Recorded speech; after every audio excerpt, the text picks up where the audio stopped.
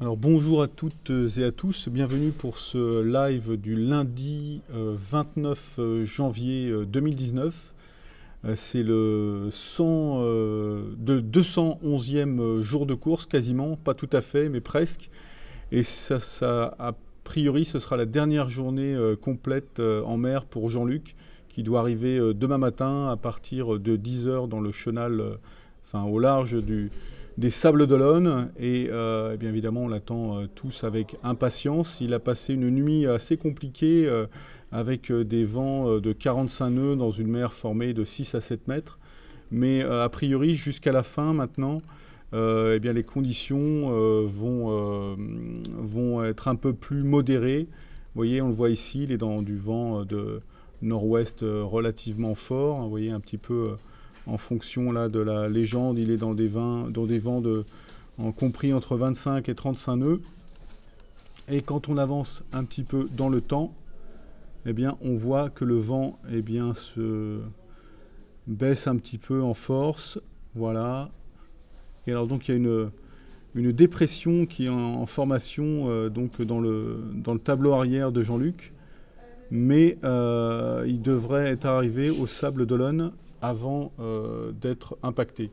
On va regarder la distance qui le sépare un petit peu des Sables d'Olonne. Vous voyez, là il est passé à moins de 120 000 maintenant. Et donc il devrait arriver au large des Sables d'Olonne demain matin pour une arrivée prévue pour l'instant, je vous le disais, aux alentours de 10 heures du matin. Donc voilà une dernière nuit assez musclée, enfin 2 dernières nuits relativement musclées. Ça montre bien que même à l'approche des côtes, rien n'est encore fait. Un tour du monde c'est long, y compris jusqu'à la fin. Mais bon, là je vous le disais, il a vraiment passé le plus gros, si ce n'est qu'il va maintenant s'approcher d'un plateau où les fonds vont remonter, vont passer de 4000 mètres à 200 mètres. Là, il en a encore pour 1 heure de navigation un petit peu dans les eaux profondes. Et après, la mer devrait être encore plus chaotique qu'elle ne l'est actuellement. Donc ça sera dans des vents un peu moins forts, mais dans une mer, a priori, encore plus inconfortable qu'elle ne l'a été cette nuit. Donc à suivre, mais en tout cas, voilà pour le point qui concerne Jean-Luc Van den Ende. Ça va être beaucoup plus compliqué pour son poursuivant, Mark Slats. Voilà, lui, Mark Slats, on va regarder à quelle distance il se trouve des Sables d'Olonne. Voilà, il est à 450 000 à peu près. Alors, il avait un souci de tracker, mais qui a visiblement été résolu, puisqu'on peut suivre à nouveau sa progression. Donc là, vous voyez, pour l'instant, il navigue dans des conditions, je serais tenté de dire, idéales, voilà, avec un vent qui vient du 3/4 arrière, dans une mer relativement praticable, mais la météo qui se profile dans son tableau arrière est pour le moins menaçante. On va prendre un petit peu de recul, vous voyez, et on va regarder un petit peu la météo à venir dans les prochains jours. Donc là, il est à 450 000, donc voilà, ça représente au moins 3 jours de navigation. Et vous voyez là, le 29 au soir, bon, pour l'instant, ça se passe plutôt pas mal. Mais on a un gros système dépressionnaire là en formation, vraiment très très très étendu. Vous voyez, au 30 janvier, là, ça prend tout le haut de l'Atlantique Nord. Et malheureusement, ça devrait impacter Mark Slats avant qu'il ne rejoigne les Sables d'Olonne. Donc il risque d'arriver dans des conditions vraiment dantesques. Vous voyez, là, on est sur des valeurs de vent qui sont supérieures à 60 nœuds. Et dans la mesure où cette tempête vient de loin, ça va lever une mer. On va regarder un petit peu l'état de la mer. Mais vous voyez ici, là, dans cette zone blanche, ici, là, c'est de la houle qui est supérieure à 9 mètres.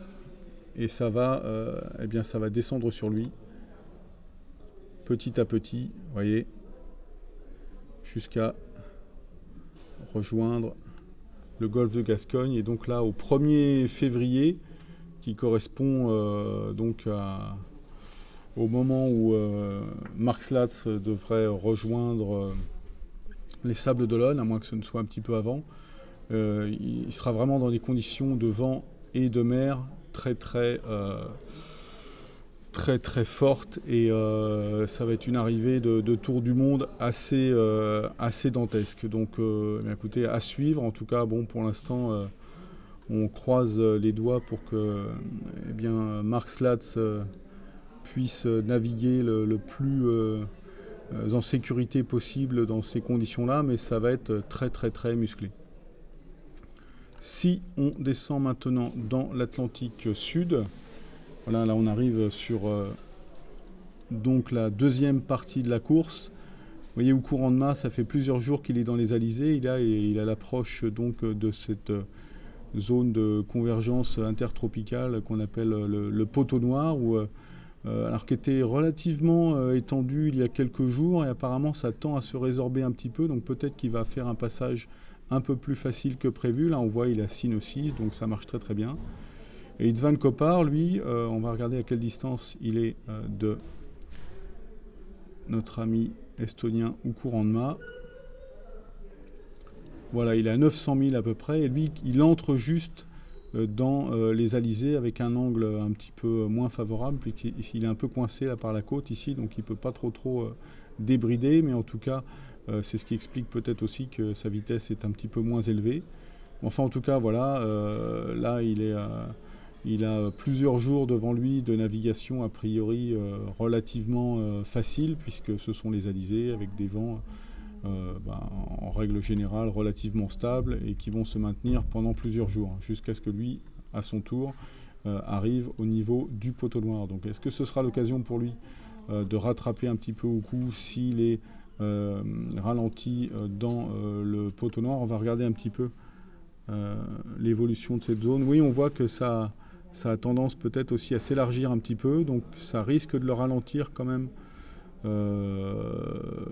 un petit peu. Bon, István, il ne faut pas qu'il traîne trop non plus, parce que vous voyez là, il y a des bulles sans vent qui se développent sous lui, donc il ne faut pas qu'il traîne non plus. Donc en tout cas, voilà, au courant de mât, il pourrait avoir une difficulté quand même. Vous voyez, le poteau noir là, a tendance quand même à s'étendre un petit peu autour de lui, si on regarde un petit peu les prévisions météorologiques. Pendant qu'István, lui, sera dans les alizés, donc on peut assister à un petit resserrement. Donc ça, c'est pareil à suivre, parce que ce ne sont que des prévisions, et les prévisions dans le poteau noir, souvent, sont quand même assez peu fiables. Maintenant, il nous reste encore un concurrent dans le Pacifique, Tapio Lehtinen, le 5e. Donc lui, il est dans des conditions assez classiques du Grand Sud, hein, c'est-à-dire des vents compris entre 30 et 45 nœuds. Est-ce qu'il y a de la houle? Il doit y en avoir, logiquement. Voilà, c'est des valeurs de 5-6 mètres. Donc voilà, c'est de la météo relativement classique. Et ce qui est assez marrant de voir, c'est que vous voyez, finalement, il est dans les mêmes temps quasiment que Soueli il y a 50 ans. Donc c'est assez remarquable. Ça montre aussi que Sir Robin Knox-Johnston, à l'époque, même si Jean-Luc devrait faire un petit peu plus de 100 jours de moins, malgré tout, avait eu une navigation qui, pour l'époque, était plutôt rapide. Donc Tapio, lui, on va regarder à quelle distance il se trouve du Cap Horn. Hop, ça a du mal un petit peu. Ah. Voilà. Donc voilà, il est à peu près à 800 000 du Cap Horn. Donc voilà, moins d'une semaine maintenant pour rejoindre le fameux rocher qui ouvre les portes de l'Atlantique. Et une fois qu'il aura passé ce rocher mythique, voilà, ça fera un nouveau concurrent de l'Atlantique. En attendant, logiquement, Jean-Luc et Mark Slatz seront arrivés. Et donc on aura encore 3 concurrents en course. Donc voilà, écoutez, lundi 29 janvier, quasiment 211 jours de mer. Bientôt la dernière nuit en mer, si tout va bien, pour Jean-Luc Vandened.